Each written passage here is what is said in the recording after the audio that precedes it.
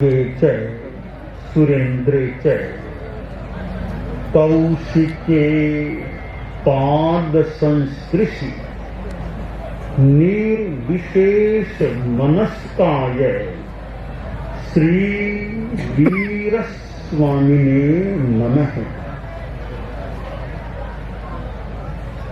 आरहत वाङ्मय में कहा गया है, खनम जानाहि पंडित जाजा बच्चई रयणी नशा पड़ी नियत्तई धम्मं तु कुण मानस्य सफला जंतिराई। जाजा बच्चई रयणी नशा पड़ी नियत्तई अहम्मं कुण मानस्य अफला जंतिराई। हमारे जगत में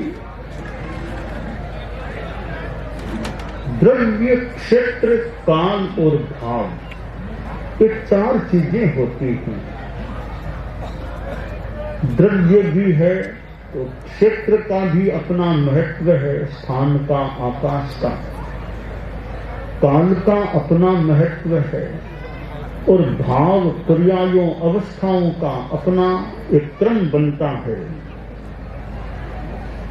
आज हम यहाँ एक समारोह काल के संदर्भ में मना रहे हैं, आयोजित किया जा रहा है। काल के 3 विभाग हो जाते हैं, भूत, वर्तमान और भविष्य, अतीत, वर्तमान और अनागत, पास्ट, प्रेजेंट, फ्यूचर। जो भविष्य है वह कभी वर्तमान बनता है और अतीत के महागर्त में विलीन हो जाता है। काल का यह क्रम है। जैन दर्शन में काल की लघुतम इकाई, जिससे छोटा कोई खंड हो नहीं सकता, उसका पारिभाषिक टेक्निकल टर्म के रूप में नाम है समय। हम सामान्यतया समय, टाइम इस रूप में अर्थ करते हैं, परंतु जैनिज्म में, जैन दर्शन में, जैन फिलोसॉफी में समय एक टेक्निकल टर्म है, पारिभाषिक शब्द है। वह समय इतना छोटा होता है, एक आंखों का निमेष करें इतने में असंख्य समय बीत जाते हैं। तो वो इतना छोटा समय है, वो हमारे पकड़ में ही आना मुश्किल है। तो हम जैनिज्म का जो लघुतम समय है उसको तो पकड़ पाएंगे, हमारे लिए प्राय कठिन लग रहा है। हम सेकंड को पकड़ सकते हैं। सेकंड, हम सेकंड भी कितने हमारे बीत रहे हैं। 1 मिनट में 60 सेकंड बीत जाते हैं, 1 घंटा में 60 मिनट बीत जाते हैं, एक अहोरात्र में या एक दिनांक में 24 घंटे बीत जाते हैं। यह समय का अपना कोई व्यवस्था क्रम है कि बीतना। समय के बारे में चर्चा भी हुई है। निश्चय काल, व्यावहारिक काल, अढ़ाई द्वीप में बरतने वाला काल और सर्वत्र अन्यत्र भी बीतने वाला काल। तो काल एक तरह से दर्शन का भी विषय बनता है कि काल क्या चीज है, किस रूप में बीतता है।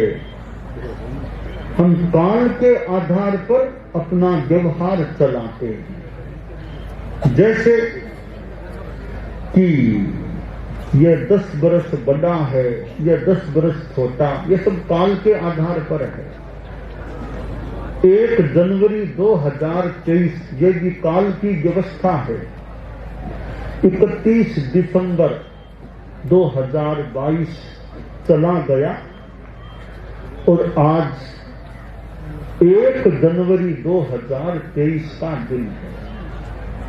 एक वर्ष चला गया 2022, जिसमें सभी अंक 2-2-2 थे, सब एक समान 2-2-2 थे। ये 2-2 की भी एक व्यवस्था है। 2-2 लाभ अलाभ, सुख दुख, जीवन मरण, मान अपमान, राग द्वेष, काम क्रोध, यह 2-2 की भी हमारी सृष्टि में दिन रात यह व्यवस्था है। तो सन 2022 में सारे अंक जो थे वो 2-2-2 थे, 3-1 भी नहीं था, सब 2-2-2 ही थे, न एक था।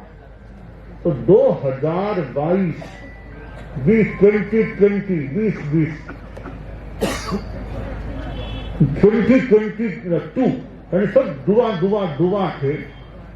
तो ये 2-2-2 का वर्ष संपन्न हो गया, इसमें सब समान अंक थे।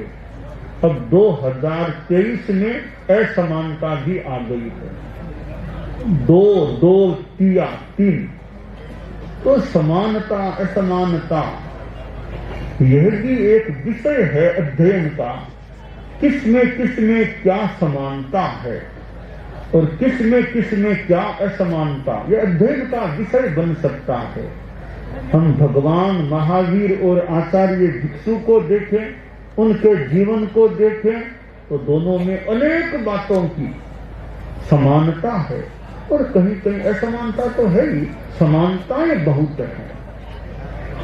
हमारे भगवान महावीर जो अंतिम तीर्थंकर इस अवसर के इस व्रत क्षेत्र के हुए हैं, इस अवसर के, और इधर परम पूज्य आचार्य भिक्षु जो भगवान महावीर के मानो एक उनकी वाणी के एक भक्त कह दें या उसकी व्याख्या करने वाले, उस पर मानो आस्था रखने वाले, आगम पर आस्था रखने वाले, और हमारे धर्म संघ के तो वो आदि करता थे। तीर्थंकर तो आदि करता, धर्म के आदि करता होते ही हैं। आचार्य भिक्षु को हम तीर्थंकर नहीं तो तीर्थंकर के प्रतिनिधि के रूप में ग्रहण कर सकते हैं। तो आचार्य भिक्षु, उनके जीवन के जो प्रसंग हैं, अनेक वे ही प्रसंग भगवान महावीर के जीवन में देखने को मिलते हैं। भले गृहस्थ जीवन के प्रसंग हैं, भले दीक्षा के बाद के हैं। भगवान महावीर ने भी 8वें दशक में महाप्रयाण किया, तो आचार्य भिक्षु ने भी 8वें दशक में महाप्रस्थान किया। भगवान महावीर के महाप्रयाण से जुड़ा हुआ क्षेत्र पावापुरी है, तो आचार्य भिक्षु से जुड़ा हुआ सिरियारी है। दोनों में अंत में री है, और दोनों में 4 अक्षर सिरियारी पावापुरी, और दोनों में ही संयुक्त अक्षर किसी में भी नहीं है, सब असंयुक्त। पावापुरी सिरियारी बराबर कोई संयुक्त अक्षर नहीं है, मानो बोलने में जोर भी नहीं पड़े। पावापुरी सिरियारी। भगवान महावीर ने गृहस्थ जीवन में यानी युवा अवस्था में दीक्षा ली, तो आचार्य भिक्षु ने भी बचपन में दीक्षा नहीं ली, युवा अवस्था में दीक्षा ली। भगवान महावीर ने गार्हस्थ्य का भी जीवन जिया, यानी पाणी ग्रहण भी हुआ, तो भिक्षु स्वामी का भी गार्हस्थ्य में पाणी ग्रहण हुआ और संतान हुई, दोनों के बेटी हुई, दोनों की पुत्री हुई, दोनों पुत्री के पिता बने, यानी पुत्र पिता का उल्लेख नहीं मिलता, दोनों पुत्री के पिता बने। मानो कि नारी जाति का गौरव है कि दोनों भगवान महावीर की बेटियां, यानी भिक्षु स्वामी के भगवान महावीर की। तो पुरुष को मानो मौका नहीं मिला उनका बेटा होने का, भगवान महावीर का बेटा बनने का किसी पुरुष को जैसा उल्लेख मौका नहीं मिला। न आचार्य भिक्षु की संतान पुरुष को बेटे के रूप में होने का मौका मिला, बेटियों को ही मौका मिला उनकी पुत्रियां कहलाने का। तो अनेक समानताएं हैं। तो ये समानता असमानता का एक अध्ययन का विषय बन जाता है कि किसकी किससे क्या समानता है और क्या असमानता है।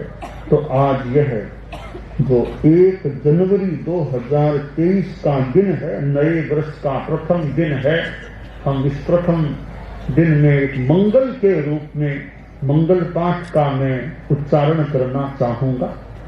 और मंगल पाठ तो मंगल पाठ आप लोग यथा सुविधा खड़े खड़े उसका आप बड़े बैठे आप खड़े खड़े साजी का जी मंगलम गौतमो गणी मंगलम सोलभद्राभ्या जैन धर्मोस्तु मंगलम मंगलम मतिमान भिक्षुः मंगलम भारमल्लकः मंगलम रायचन्द्राभ्या मंगलम तुलसी गुरुः महाप्रज्ञोस्तु मंगलम तेरा पंथोस्तु मंगलम विघ्न हरण मंगल करण स्वाम भिक्षुनो गुणी ओरख समरण किया सर अचिंत्या विघ्न हरण मंगल करण स्वाम भिक्षुनो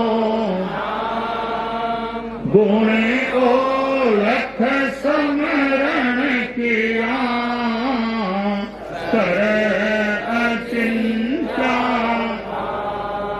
विघ्न हरण मंगल करण स्वाम भिक्षुनो गुण ओरख समरण किया सर अचिंत्या सर अचिंत्या सर अचिंत्या आरोग्य बोहिलाभम समाधि वरमोत्तमं किन्तु चंदे सुनिर्मलयरा आदित्येषु अहियं प्रयासयरा सागरवर गंभीरा सिद्धा सिद्धिं आरोग्य दोहिलाभं समाधि वरमुत्तमं किन्तु चन्दे सुनिर्मलयरा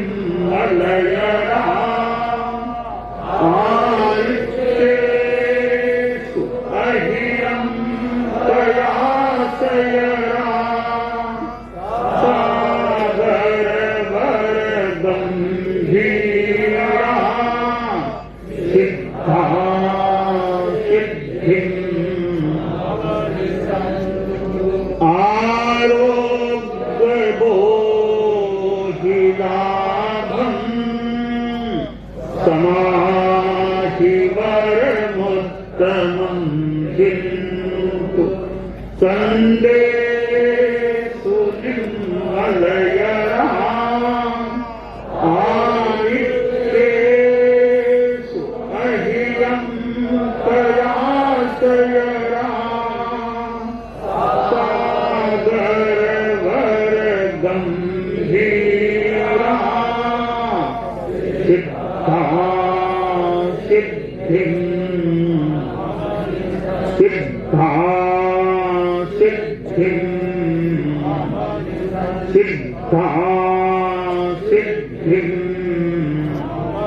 सिद्धा सिद्धिं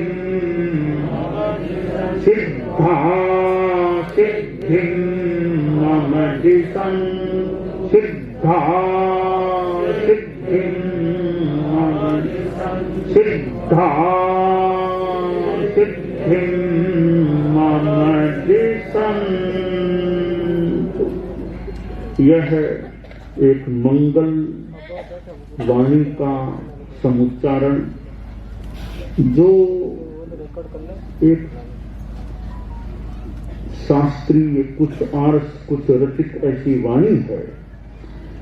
तो ये जो वाणियां हैं, इन वाणियों से हमारे चित्त में मंगलमयता का विकास हो और यह वर्ष हम मंगल कामना करते हैं। इसके साथ एक संकल्प भी एक वर्ष के लिए आप लोग जो गृहस्थ हैं, क्योंकि साधुओं का जीवन तो मान लें एक संयम का त्याग का जीवन, आप लोग तो गृहस्थ हैं।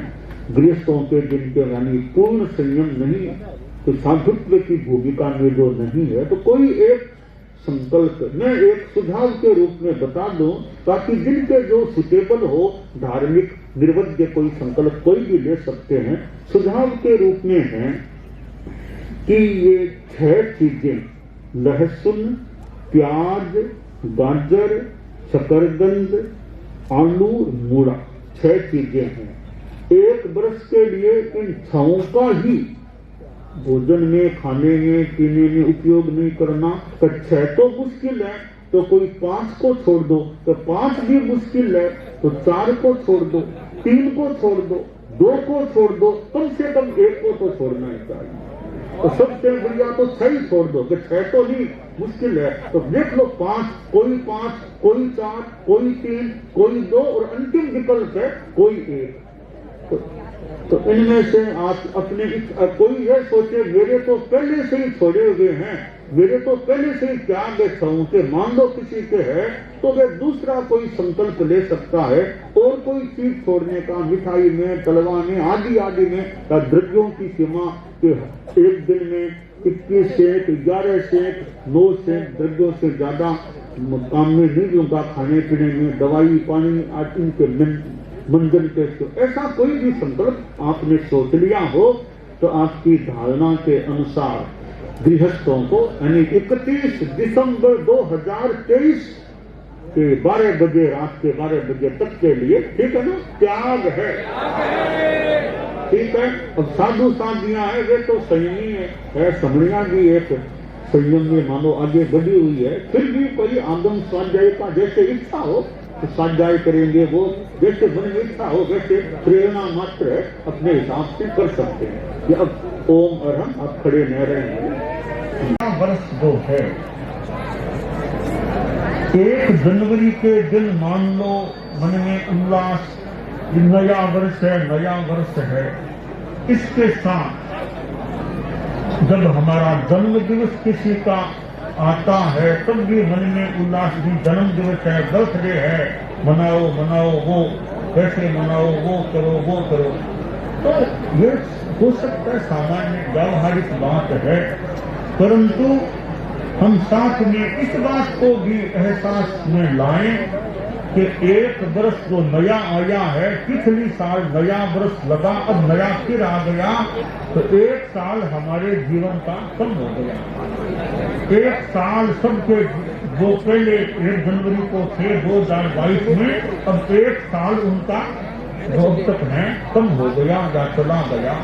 तो खैर काल का तो अपना क्रम है जाना। आदमी को ध्यान यह देना चाहिए कि समय का बढ़िया उपयोग करें। शास्त्रकार ने जो कहा, दादा बच्चे रही अफला जन की राई और सफला जन की राई, कि समय अफल और सफल, हम अपने समय को सफल बनाने का प्रयास करें। अब यह 1 वर्ष 2022 का तो बीत गया, अब वो तो चला गया। अब जैसा भी बीता, मुझे दिनेश कुमार जी ने अनेक बातें बताई हमारे धर्म संघ के संदर्भ में 2022 में तो हमने 2022 में साध्वी प्रमुखा कनक प्रभा जी को खो दिया। ये एक नेगेटिव बात कर रहे हैं कुछ भी, सत्य ये भी है कि साध्वी प्रमुखा कनक प्रभा जी को तो दुनिया का नियम है, वो पधार गई, यानी उनका जीवन काल संपन्न हो गया। तो वो वर्ष तो बीत गया, 2022 तो गया, अब 2023 शुरू हुआ है। 2023 को हम कितना एक सफल अपने लिए और दूसरों के लिए भी धार्मिक आध्यात्मिक दृष्टि से बना सकें, इस पर हमें विचार करना चाहिए। जितना करना चाहिए तो ध्यान देना चाहिए कि मेरा यह वर्ष कैसे अच्छा बीते। आप लोग गृहस्थ हैं, आपके सामने हो सकता है बिजनेस का भी काम है, उद्योग धंधा, लेन देन, फैक्ट्री आदि आदि अनेक धंधे, सर्विस, नौकरी जो करते हैं वो काम भी है। तो ये जो आप कार्य करते हैं, जो आपके गार्हस्थ्य जीवन के लिए हैं, इन कार्यों के साथ भी धर्म को किस प्रकार जोड़ सकें, किस प्रकार संयम को, नैतिकता को, ईमानदारी को जोड़ सकें कि जो भी धंधा करें उसमें ईमानदारी जितना ज्यादा से ज्यादा जितना संभव हो सके कि मेरे आर्थिक कार्य में व्यापार धंधा जो भी मैं करूं उसमें ईमानदारी को मैं रखने का प्रयत्न रखूं कि मेरा निर्मल व्यापार में निर्मलता। इसके सिवाय जो 24 घंटे रोज मिलते हैं धार्मिक साधना में कितना समय मैं लगा सकता हूँ। जैसे सामायिक की बात है तो एक सामायिक रोज हो जाए, सवेरे सवेरे सामायिक हो जाए, नाश्ता लेने से पहले पहले स्थूल भाषा में, सामान्य भाषा में उसकी तो होड़ नहीं है। नाश्ता लेने से पहले पहले सुबह सुबह कोई सामायिक हो जाए, जिसको अमृत बेला कह दो, ब्रह्म बेला कह दो, जो भी नाम, उस समय एक मुहूर्त की सामायिक हो जाए।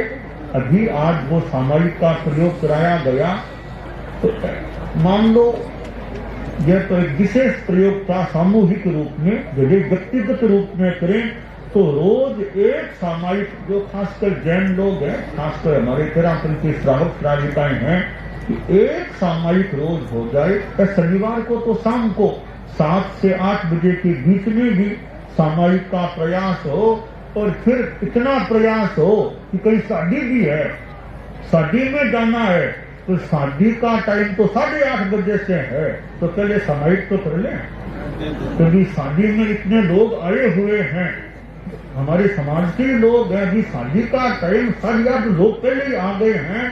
आप उनसे निवेदन करें कि भी शादी तो हमारी देरी से है, अभी आप सामायिक कर सकते हो 7 से 8 के बीच में, शनिवार है तो शादी से पहले ये धर्म का काम हमारा लोकोत्तर आध्यात्मिक काम शनिवार भी है, तो 7 से 8 के बीच में सामायिक कर लें। सांसारिक काम का तो अभी देरी है होने में। तो कभी यात्रा है तो गाड़ी में भी देरी है, ट्रेन में तो स्टेशन पर भी है कि अगली ट्रेन तो 8:30 से है, पहले ही पहुंच गए हैं, तो स्टेशन पर भी एक जगह फिट होकर के 7 से 8 के बीच में सामायिक शनिवार को कर सकते हैं। परंतु ट्रेन में चलते हुए वो सामायिक नहीं करना चाहिए। चलती ट्रेन में, चलते प्लेन में, चलती बस में, कार में, उसमें सामायिक नहीं करना, एक जगह स्थित होकर के सामायिक का प्रयोग होना चाहिए। तो समय को सफल बनाने के लिए भी रोज एक सामायिक हो जाए। संस्कृत का श्लोक है, उत्थायोत्थाय बोद्धव्यम किमद्य सुकृतम कृतम आयुषः खंडमादाय रवि रस्तमयं गतः। जैसे रात को सोने से पहले आदमी सोचे, आज मैंने क्या किया, आज सुकृत क्या किया, धर्म का काम क्या किया, सामायिक मैंने आज की या नहीं, तो नहीं की तो अभी भी कर लूं। आज सवेरे मान लो नहीं कर सका तो सोने से पहले पहले अभी भी कर लूं, 10 बजे कर लूं, 11 बजे कर, 11:30 बजे कर लूं। एक सामायिक का काम संपन्न हो जाए कि कल सवेरे जाना जल्दी है यात्रा में, तो जल्दी सामायिक कर लो, जाना 5 बजे है तो 3 बजे ही सामायिक कर दो, भले क्या दिक्कत कर सको तो। कि एक सामायिक आज मैंने क्या किया, सुकृत क्या किया, ये अनुचिंतन चिंतन आदमी कर सकता है। और मैंने कोई विशेष गलती तो आज नहीं की है ना। यो सोने से पहले पहले एक आत्मालोचन का प्रयोग भी किया जा सकता है। तो हमारा ये 2023 का वर्ष तो सबका ही मान लो शुरू हुआ है। सबका तो जिस जिसकी जो रुचि हो, कोई इसको माने, कोई विक्रम के हिसाब से, तो शुरू तो हो ही गया। जनवरी का यह पहला दिन है 2023 का। तो ये 12 महीने हैं।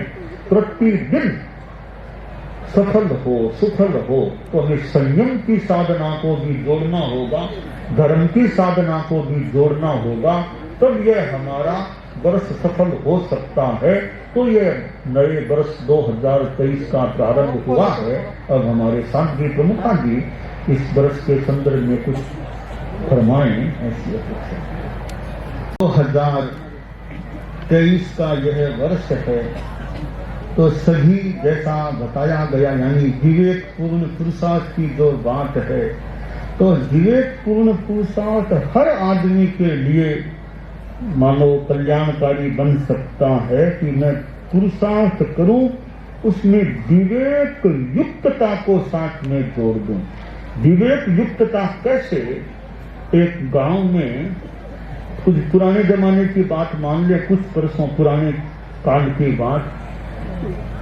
एक गांव में लोगों ने चिंतन किया कि हमारे यहाँ पानी की समस्या है, पानी की किल्लत रहती है, कहीं कोई अच्छी जगह कुआं खुदवाया जाए तो ये पानी की समस्या का कुछ हल हो सके।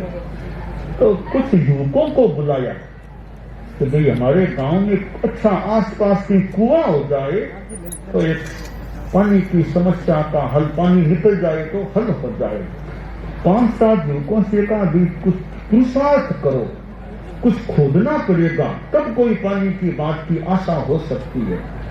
कहा ठीक है, हम प्रयास करते हैं, ये खोदना पड़ेगा, खोदो खोदो खोदो तो पानी निकल जाए तो काम हो जाए। कई युवकों को सौंपा तो वे गांव के परिपार्श्व में मैदान था तो वहां खोदना शुरू किया। तो एक युवक था, 3-3 फुट के उसने 15 गड्ढे खोद दिए, दूसरे ने 4-4 फुट के कई गड्ढे खोद दिए, ऐसे कईयों ने खोदे। एक युवक था, वो एक ही जगह खोदता गया खोदता गया खोदता गया तो वहां पानी निकल गया। बाद में जो गांव के बड़े लोग थे, कहा जी क्या हुआ, तुम लोगों ने कितना काम किया, रिपोर्ट तो दो कितना काम हो गया। तो वो कहीं बोले साहब हमने तो इतने, देखो आप आंकल के देख लो, मैंने इतने गड्ढे खोद दिए, मैंने उतने गड्ढे खोद दिए, पानी नहीं निकला। तो एक ने खोदा, वहां पानी निकल गया। तो एक ही जगह पुरुषार्थ किया, खोदा खोदा खोदा तो पानी आ गया। छोटे छोटे गड्ढे कई खोद दिए तो पानी नहीं निकला। तो हमारा पुरुषार्थ कैसा है? ऐसे विवेक शून्य रूप में पुरुषार्थ होगा। छोटे छोटे गड्ढे खोदेंगे तो पानी क्या आएगा? एक जगह जम करके काम पुरुषार्थ होगा, खोदेंगे तो कुछ होगा। तो हमारे जीवन में हम विवेक पूर्ण सम्यक पुरुषार्थ करें। हमारे मुख्य मुनि भी हैं जो अपने अध्ययन में भी PhD भी हो गई है, डॉक्टर की डिग्री भी मिल गई है, और भी डॉक्टर बन गए हैं, डॉक्टर मुख्य मुनि महावीर हैं। तब और भी जितना ठीक है और काम भी है, तो जितना टाइम मिले उतना अपना अध्ययन और जितना हो सके कुछ उसमें हमारे साथी वर्ग हैं जो भाषण भी बहुत कदा हमारे कार्यक्रमों में दिया करती हैं और बड़ा काम भी है। इतना एक साध्वी समुदाय का और सब लोगों का और का काम भी है, तो इनमें भी समय यात्रा काम तो काफी भी पूरा वर्ष है। इधर संभावित यात्रा भी है, कितने किलोमीटर पार करने हैं, ऐसे लोगों का भी आवागमन है, शादियों का भी काम है। इसमें अपना स्वास्थ्य भी अच्छा रहे, जितना अपना और जितना कर सके आज स्वाध्याय आदि आदि, इधर साहित्य का लेखन का वो काम है, वो है जितना टाइम जैसे मिले तो वो वर्ष है वो हमारा जितना एक अच्छा निष्पत्ति पूर्ण हो ऐसा प्रयास होता रहे। कि शरीर भी अच्छा रहना चाहिए, फिर जितना काम कर सके वो भी करना चाहिए। तो साध्वी प्रमुखा जी भी खूब हमारे साथ यात्रा में खूब उद्यम और उद्योग करने का प्रयास करते रहे। ऐसे भी उद्यम तो करना ही करते ही हैं, मतलब कितना हमारे पास भी पधारना होता है। दिन में मोटा 2 बार तो हमारे पास सामान्य रूप में होता ही है। कभी प्रोग्राम में फरमाना, विराजना, भाषण देना आदि आदि अनेक काम है। तो इनके साथ अपना और जितना कोई लेखन का काम हो, जितना टाइम मिले, तो गुरुदेव महाप्रज्ञ जी का जो है जीवन वृत्त का वो 13 का इतिहास, जैसे टाइम मिले वैसे वो एडजस्टमेंट करके तो खूब अच्छा रहे। हमारे साध्वी वरिया है, तो साध्वी वरिया भी अपने समन श्रेणी की मुमुक्षु भाइयों वो काम भी है, उसका भी थोड़ा काम नाम लो ध्यान देना होता है। और सेवा का काम है, बिहार यात्रा, और भी लोगों का भी कुछ ऐसे हो सकता है। तो कभी ये भाषण आदि भी होते हैं, तो भाषण देना भी अच्छा काम है। एक मौके मौके पर भाषण देना, जितना उसको भाषण देकर की सेवा की जा सकती है, और भी जितना अध्ययन और अपना काम जितना हो सके, उस स्वास्थ्य अच्छा रहे, अच्छा काम रहे। और हमारे साध्वी प्रमुखा जी, साध्वी भैया, मुख्य मुनि, इनके प्रतीक के रूप में मानो सभी हमारे साधु साध्वियां समरियां आदि हैं, सभी जितना उद्यम कर सके वो करते रहे। यात्रा भी है, गुरुकुलवास में है तो यात्रा भी है। समरियां अपने अपने ढंग से देश विदेश में काम करने वाली हैं, तो वो भी अपने ढंग से खूब धार्मिक आध्यात्मिक उद्यम करते रहे। और भी हमारे डेमैन जो आप लोग हैं, चाहे जैन है, अजैन है, तेरा तेरा कोई भी हो, सभी मैन है। मैन तो सभी है ना, तो मैन है या विमेन है, कुछ भी मान प्रशंसा है सभी। तो सभी को अपने अपने ढंग से धार्मिक आध्यात्मिक उद्योग पुरुषार्थ करने का प्रयास करना चाहिए। और ये मानव जीवन हमें मिला है, बहुत महत्वपूर्ण है। इसमें जितना आत्मा के लिए कुछ कर ले, आत्मा के शोधन का काम कर ले, वो सबसे बड़ी एक महत्वपूर्ण बात है। सबसे बड़ी बात है आत्मा का शोधन, आत्मा का कल्याण हो जाए। वो एक बाबा जी थे, तो वो एक गांव में वो गए, 1 महीने का प्रवास था, कथा प्रवचन का रोज क्रम चलता था। बाबा जी विद्वान भी थे, अच्छा प्रवचन करते। एक लड़का रोज उनके प्रवचन में आता, 8-9 वर्ष का कोई ऐसे बच्चा सा था, आगे आकर के बैठता। तो बाबा ने सोचा बच्चा लग रहा, तो अच्छा बच्चा लग रहा है, रोज आता है, सुनता भी है, पता नहीं कितना समझता, पर बैठता तो रोज है। तो कुछ दिन बीते, वो बच्चा बाबा जी के निकट आया कि बाबा जी आपको मेरी झोंपड़ी में आना पड़ेगा, मेरी झोंपड़ी में ले जाऊंगा आपको। तो बाबा ने पूछा तुम्हारी झोंपड़ी किधर है? तो इधर है। कितनी दूर है? बाबा जी 2 कोस तो हो जाएगा, 2 कोस करीब है। फिर एक ट्यूबा आएगा ढोरा, उसके ऊपर चढ़ना होगा, फिर मेरी झोंपड़ी आएगी। बाबा जी बोले बेटा मैं तो 70 पार का आदमी हूँ, तो ये ढोरे पर चढ़ना करना मेरे लिए थोड़ा दर्द भी हो गया है पैरों में।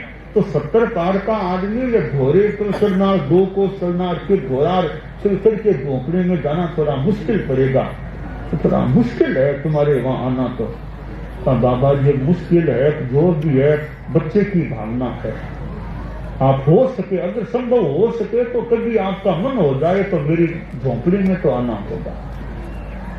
एक दिन बाबा जी सुबह यूं घूमने के लिए निकले, तो 1.5 कोस चले गए, तो इतने वो बच्चा सामने आ गया। बोला बाबा जी बोलो बेटा। बाबा जी आप इतनी दूर तो आ ही गए ना, थोड़ा और आगे बढ़ो तो वो आगे ढोरा आएगा, फिर मेरी झोंपड़ी आ जाएगी। तो ज्यादा ही जिद किया।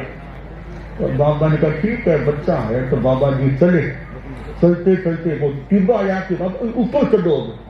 बाबा ने कहा ये मुश्किल है ढोरे पर चढ़ना मेरे लिए।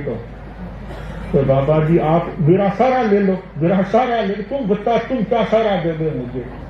फिर भी बाबा जी ने थोड़ी हिम्मत भी की, वो बच्चे की भावना थी। तो धीरे धीरे बीच में बार बार बैठ करके विश्राम लिया। विश्राम लेते लेते लेते लेते फिर ऊपर तक पहुंच गए। आगे उसकी झोंपड़ी थी, उसमें पधार गए बाबा जी। वहां छोटी सी कोई कुर्सी सी थी, उस पर बैठ गए। बच्चा सामने बैठ गया। बाबा ने कहा, रे तुम्हारा क्या नाम है, कहाँ रहे? थोड़ी बात पूछी, पिता का क्या नाम है? थोड़ा पूछना शुरू किया, बच्चा रोने लग गया। कि बच्चा क्या रोते क्यों हो? कि बाबा जी क्या बताऊं, मेरे न तो माँ है न बाप है। बाप तो मेरा जन्म से पहले ही चल बसा था, तो माँ मैं 6 महीने का था तब चल बसी। फिर मेरे चाचा चाची थे, उनके माँ रहा था, तो उन्होंने फिर मुझे अब विदाई सी दे दी है। यहाँ झोपड़ी में रहता हूँ, बच्चा हूँ, और न तो विशेष पढ़ाई अब तक की है, खाने पीने की भी समस्या है, कहीं मांग करके कहीं कोई लेकर के कुछ काम चलाता हूँ। ऐसे तो बहुत दुखी हूँ, बहुत दुखी हूँ। बाबा कोई आशीर्वाद जो भी आप दे सको दे दो, मेरी है गरीबी को दूर कर दो। बाबा जी ने थोड़ा उस बच्चे को ध्यान से देखा, बच्चे के फेस रीडिंग जो भी चेहरा देखा, ध्यान दिया। बाबा ने सोचा बच्चा लगता तो पुण्यवान है, बच्चा कोई पुण्यवान लगता है, बड़ा धनवान होना चाहिए बच्चा। क्या बात है, होना तो धनवान चाहिए। बच्चा बोला, बाप जी इस गांव का सबसे ज्यादा दुखी, सबसे ज्यादा गरीब हूं तो मैं, मेरे से ज्यादा कोई गरीब नहीं है इस गांव में। तो बात क्या लगता है पुण्यवान बच्चा है। और ध्यान दिया, लगता तो पुण्यवान धनवान लगता है, तो ये विसंगति कैसे? ये बोल रहे हैं मैं गरीब हूं, मेरा ज्ञान कहते है पुण्यवान धनवान होना चाहिए। तो बाबा ने उसकी झोंपड़ी में दृष्टि फैलाई, अरे वो क्या चीज है? बोले वो क्या पड़ी है? तो बाप जी वो तो लोडा है, वो मिर्ची और यो बांटने का लोडा, उधर ला। वो बच्चा लोडा लेकर, वो दो लोडा वो कह रहा था लेकर आया, ये है। तो बेटा ये लोडा है, ये तो पारसमणि है, पारसमणि। अच्छा तो क्या करूं, तुम्हारे पास कोई लोहे की चीज है क्या? आप जी मैं तो गरीब हूं, मेरे पास क्या मिलेगा?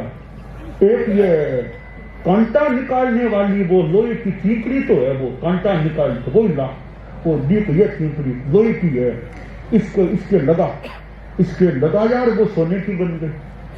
तो लोहा सोना बन गया।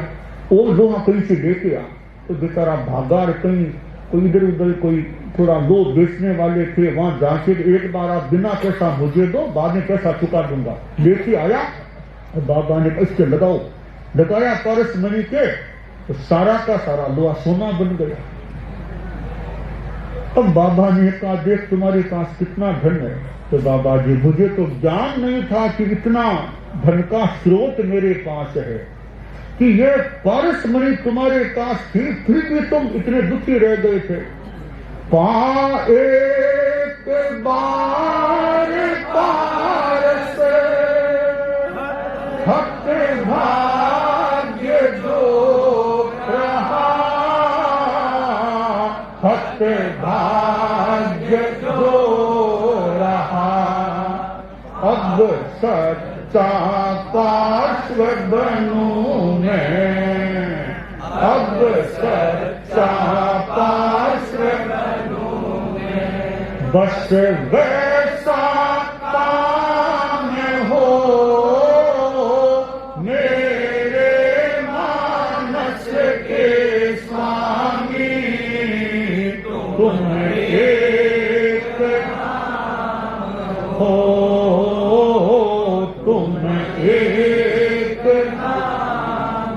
प्रभु पार्श्व देव चरणों में, प्रभु पार्श्व देव चरणों में, सत सत प्रणाम हो मेरे मानस के स्वामी, तुम एक धाम हो,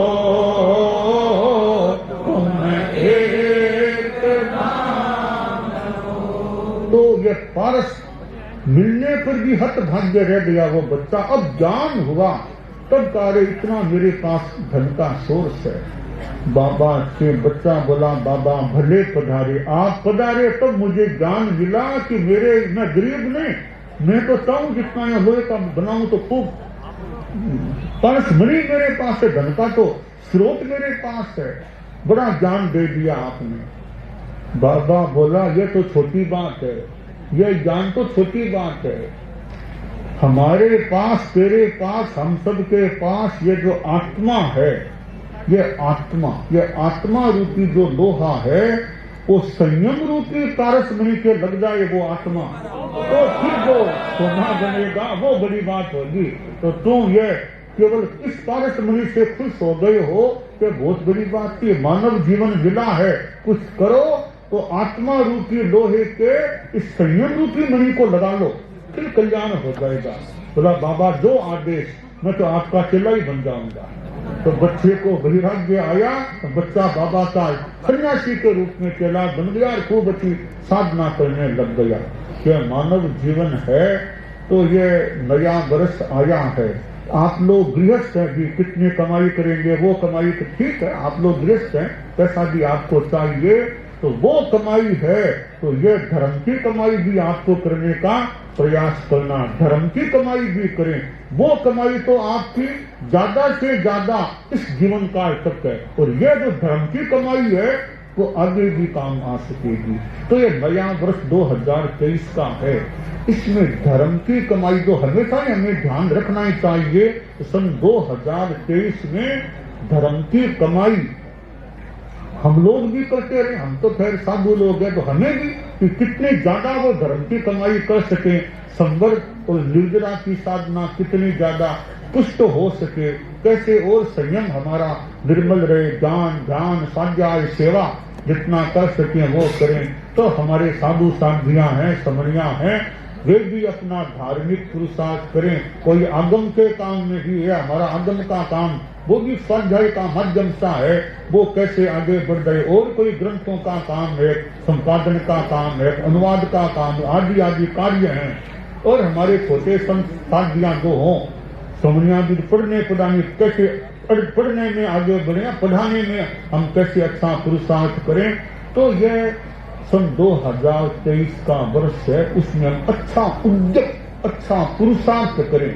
हमारे पास करणीय पुरुषार्थ है, अब भाग्य तो है वैसा है, भाग्य तो है वैसा, पुरुषार्थ जितना कर सके तो हमारे लिए खास बात है। तो आज आप लोगों का भी द्वयी ये बाबा कर दें, कुछ भी कर दें, सामने विराजित हैं। और धाम एकाग्रता, तन्मयता,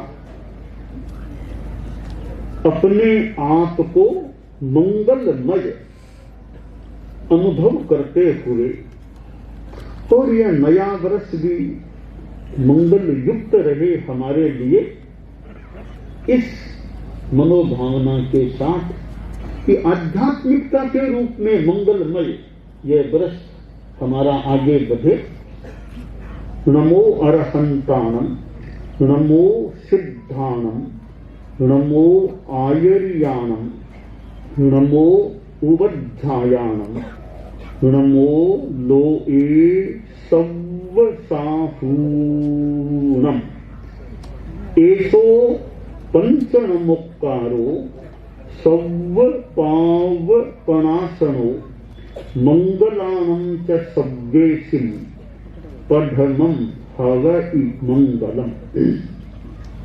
चत्तारि मंगलम्, अरहंता मंगलम्, सिद्धा मंगलम्, साहू मंगलम्, केवलिपन्नतो धम्मो मंगलम्। चत्तारि लोगुत्तमा, अरहंता लोगुत्तमा, सिद्धा लोगुत्तमा, साहू लोगुत्तमा, केवलिपन्नतो धम्मो लोगुत्तमो। चत्तारि शरणं पवज्जामि। राष्ट्रपति के हाथ से आचार्य प्रवर ने 2022 में गोपनीय ग्रहण की। 3 3 चतुर्मासों की और मर्यादा महोत्सवों की घोषणा भी पूज्य प्रवर ने की और 2022 में शिवांशी मालानी ने पदार्पण भी पूज्य प्रवर ने कर दिया। दयाचार्य की जन्मभूमि रोहत, जो हमने पहले पूर्वाचार्यों के साथ में कभी नहीं देखी, जो प्राय साधु साध्वियां जो भी साथ में थे, आचार्य श्री महाश्रमण जी ने रोहत भी दिखा दिया। आज यह कनाना की धरती पर जो 1 जनवरी का कार्यक्रम हो रहा है और एक विशिष्ट कार्यक्रम है, यहां पर कनाना की भी संभवतः 36 कौम को देखा जा सकता है। हम यो कह सकते हैं 36 गुणों के धारक आचार्य श्री महाश्रमण जी की सन्निधि में आज 36 कौम उपस्थित है। यो कई बातों से ये 2022 का वर्ष अपने आप में विशिष्ट है और इस विशिष्टता को लेकर के यह 2023 का वर्ष, इसमें पालू भी जुड़ा हुआ है।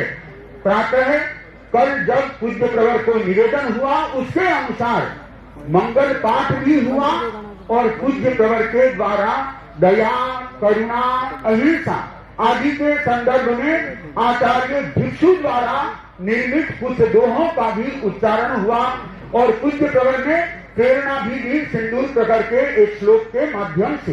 तो हम साथ में कालू कनी का अभिवंदना सप्ताह जो छापर की धरती पर चतुर्मास में पूज्य प्रवर ने संपादित किया, यह भी आचार्यों का एक सप्ताह अभिवंदना समारोह के रूप में यह पूज्य प्रवर का अपना एक विशिष्ट अवदान था।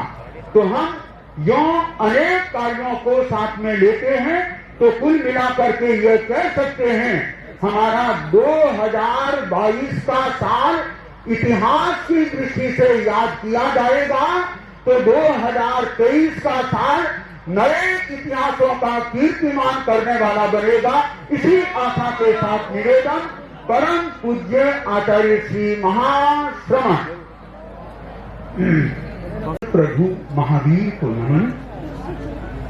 तीर्थंकर के प्रतिनिधि अष्टगणी संपदा से सुशोभित, वेदों में इंद्र, तारागण में चंद्रमा, नागों में धर्मेंद्र, मनुजों में भरत जैसे सुशोभित होते हैं, वैसे ही जिन शासन में चतुर्विध धर्म संघ में धर्म संघाधिपति तीर्थंकर प्रतिनिधि महाश्रमण शोभित हो रहे हैं। और ये आज का सन की दृष्टि से नया वर्ष, इसका शुभारंभ पारलू से हो गया, पर इसका मुख्य प्रवचन कार्यक्रम के अंतर्गत जो आज नए वर्ष के उपलक्ष्य में पूज्य प्रवर द्वारा मंगलोच्चारण, मंगल पाठ का उच्चारण होगा, वह कनाना की धरती पर होने वाला है।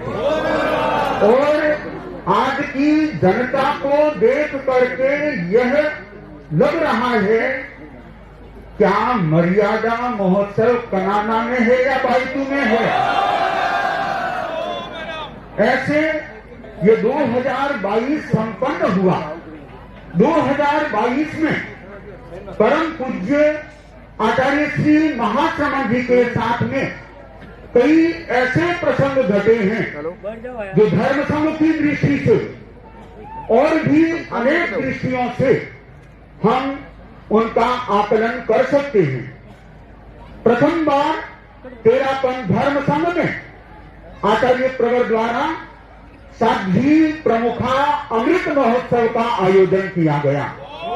साध्वी प्रमुखा श्री कनक प्रभा जी के संदर्भ में, और उस अमृत महोत्सव के अवसर पर आचार्य प्रवर द्वारा साध्वी प्रमुखा कनक प्रभा को शासन माता के रूप में स्वीकार किया गया। और फिर शासन माता के द्वारा आचार्य श्री महाश्रमण जी को निवेदन किया गया कि आप हमारी एक बात मानेंगे ना?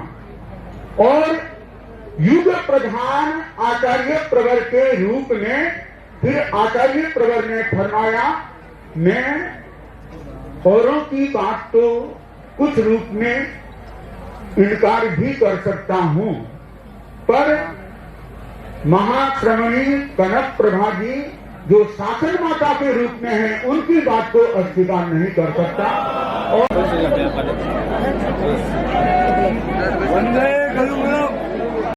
महाश्रमण की क्या पहचान, मुख पर मनमोहक मुस्कान,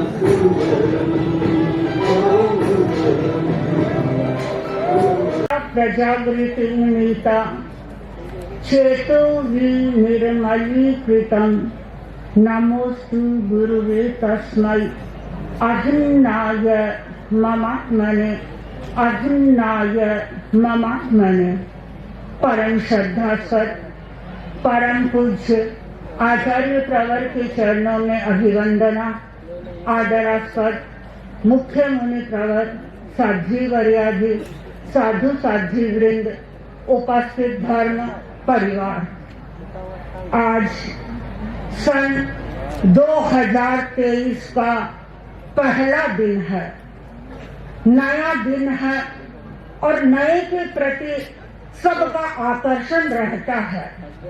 गृहस्थों के घर में जब नई गाड़ी आती है तो अनेक लोग उसे देखने के लिए आते हैं और कई लोगों को तो मैंने देखा वे अपनी नई गाड़ी लेकर के आचार्य वर के दर्शन करने के लिए आते हैं।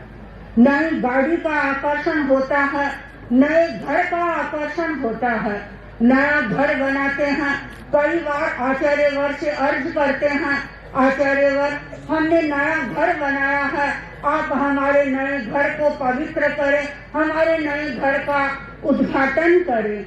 मार्केट में यदि कोई नया प्रोडक्ट आता है तो लोग उसको देखने के लिए जाते हैं, उसको खरीदने के लिए जाते हैं।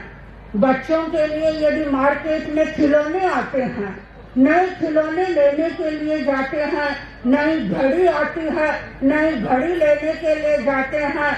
और यदि मोबाइल का कोई नया मॉडल आता है तो अनेक लोग मोबाइल के नए मॉडल को लेने का आकर्षण भी रखते हैं।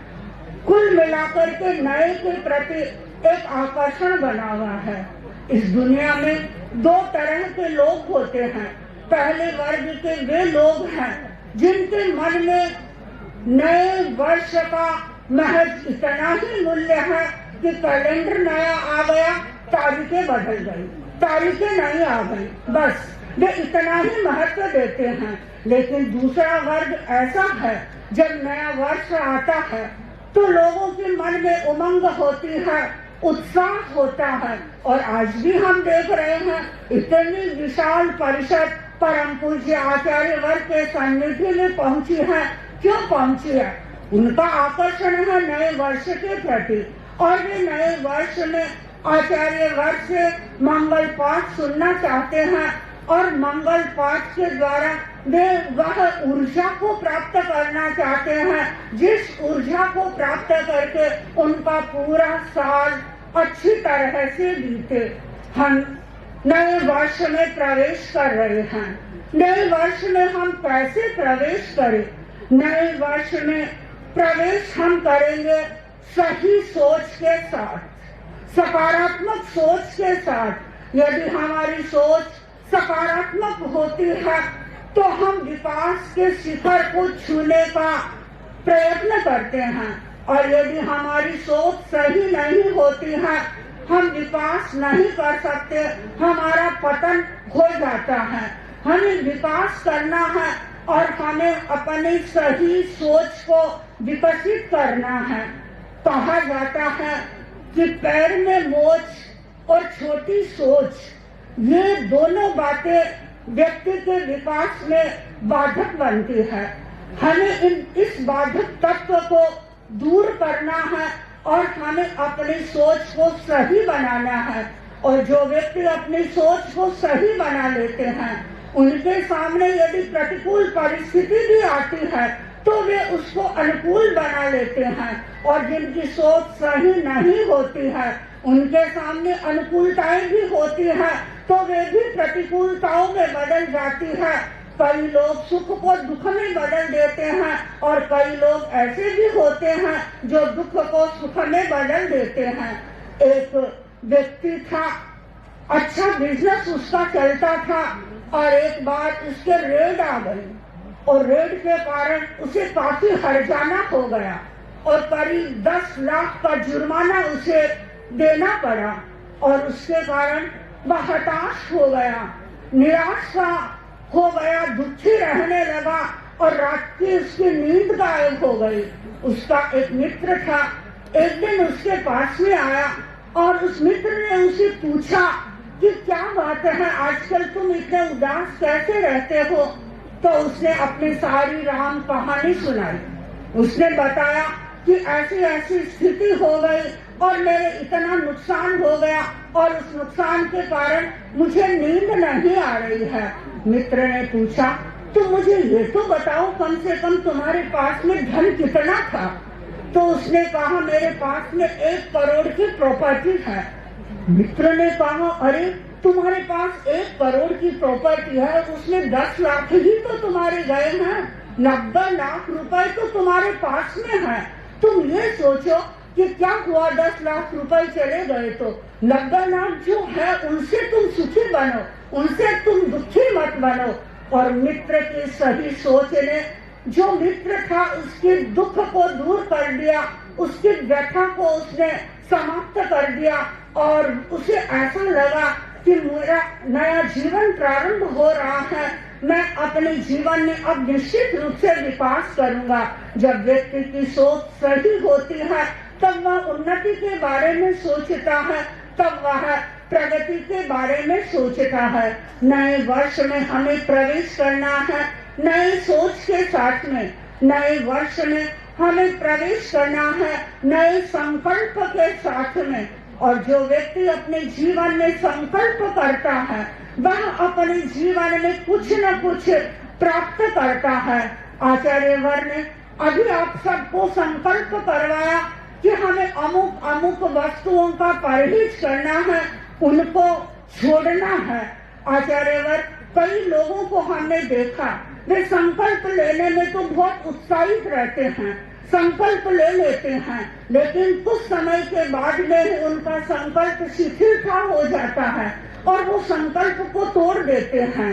अभी कुछ दिनों पहले एक सर्वे किया गया था और उस सर्वे की रिपोर्ट बताई गई थी कि नया वर्ष शुरू होने वाला था और नए वर्ष में कुछ यंग लोग थे जिन्होंने संकल्प किया था कि आजकल हेल्थ लोगों की गिर रही है और हमें हेल्थ का केयर करना है और इसके लिए अब हम रेस्टोरेंट में नहीं जाएंगे, हम जिम में जाएंगे, हम एक्सरसाइज करेंगे। और बड़े उत्साह के साथ उन्होंने संकल्प स्वीकार किया। जनवरी जैसे ही आई वो जिम में जाना उन्होंने शुरू कर दिया, योगा करना शुरू कर दिया, एक्सरसाइज करना शुरू कर दिया और देखा रेस्टोरेंट में सचमुच में क्राउड कम हो गई, भीड़ कम हो गई और इधर जिम में भीड़ बढ़ गई। लेकिन वह भीड़ कितने दिन की थी? 1 महीना, 1.5 महीना, 2 महीना तक वो क्रम चला था और उसके बाद सारा क्रम बदल गया। क्रम बदला तो ऐसा बदला कि रेस्टोरेंट की भीड़ तो जैसी थी वैसी की वैसी ही हो गई और जो जिम की भीड़ थी वह भीड़ वहां से कम हो गई। भीड़ क्यों कम हुई, उसका कारण क्या था? तो उन्होंने निष्कर्ष निकाला, कारण था संकल्प की कमी। संकल्प की कमी के कारण व्यक्ति आगे नहीं बढ़ता है। हेल्थ के लिए वह कॉन्शियस तो होता है लेकिन जितना कॉन्शियस होना चाहिए उतना वह कॉन्शियस नहीं हो पाता है और उसका कारण है कि उसका विल पावर स्ट्रॉन्ग नहीं होता है। हमें यदि अध्यात्म के क्षेत्र में प्रवेश करना है, धर्म के क्षेत्र में हमें प्रवेश करना है तो हमें हमारी विल पावर को स्ट्रॉन्ग बनाना पड़ेगा और हमें अवश्य कुछ ऐसे संकल्पों को स्वीकार करना होगा। मैं भी आचार्य हैं और मोबाइल को देखते देखते कई लोगों को तो नींद कब आ जाती है पता ही नहीं चलता है।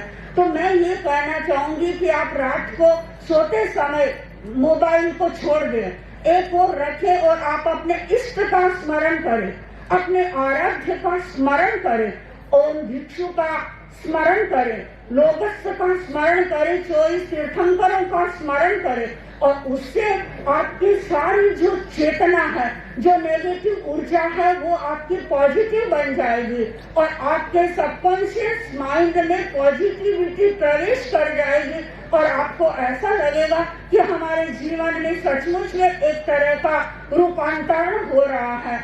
हमें अपने जीवन में रूपांतरण करना है और वह रूपांतरण पॉसिबल होगा संकल्प के माध्यम से। तो नए वर्ष में हम प्रवेश करें सही सोच के साथ में, नए वर्ष में हम प्रवेश करें संकल्प के साथ में और नए वर्ष में हम प्रवेश करें सक्रियता के साथ में, अप्रमत्तता के साथ में। भगवान महावीर का यह संदेश था, उठिए नोपमाये, जाग गए हो अब मत करना कभी प्रमाद। हमें प्रमाद से बचना है, जागरूक रहना है, मूर्छा का जीवन नहीं जीना है और जो व्यक्ति मूर्छा का जीवन जीता है वह व्यक्ति अपने जीवन में बहुत बड़े कार्य नहीं कर सकता। भगवान महावीर ने जागरूकता का जीवन जिया और हम अपने 13 पंथ की परंपरा को देखते हैं। आचार्य भिक्षु से लेकर के वर्तमान आचार्य वर्ग को देख रहे हैं, एक जागरूकता का जीवन जी रहे हैं और जागरूकता का जीवन जीने के लिए जरूरी होगा समय का प्रबंधन करना। परम पूज्य आचार्य वर्ग आगे बढ़ रहे हैं, विकास कर रहे हैं। आपने सुना अनेक कीर्तिमान स्थापित कर रहे हैं। कीर्तिमान कैसे स्थापित कर रहे हैं? खाली बातों से कीर्तिमान स्थापित नहीं होते हैं। कीर्तिमान स्थापित करने के लिए व्यक्ति को पुरुषार्थ करना पड़ता है। एक दिन नहीं, 2 दिन नहीं, जीवन भर पुरुषार्थ करना पड़ता है और आचार्य वर्ग को हम देख रहे हैं सतत पुरुषार्थ कर रहे हैं और वह पुरुषार्थ भी विवेकपूर्ण पुरुषार्थ हो रहा है। और यदि हम विवेक पूर्वक पुरुषार्थ करेंगे तो निश्चित रूप से हम भी अपने मंजिल को प्राप्त कर सकते हैं। हमें विवेक पूर्वक पुरुषार्थ करना है, नए वर्ष में प्रवेश करना है सही सोच के साथ, नए वर्ष में प्रवेश करना है संकल्प के साथ और नए वर्ष में हमें प्रवेश करना है सक्रियता के साथ में, अप्रमत्तता के साथ में। और अंत में मैं परम पूज्य आचार्य वर्ग से यही आशीर्वाद चाहती हूँ, ऐसी किरण बिछाओ मग में मन का अंधियारा मिट जाए, ऐसी किरण बिछाओ मग में मन का अंधियारा मिट जाए, उष्मा सहज मिले प्राणों को, अलसाई कलियां खिल जाए, अलसाई कलियां खिल जाए। ओम।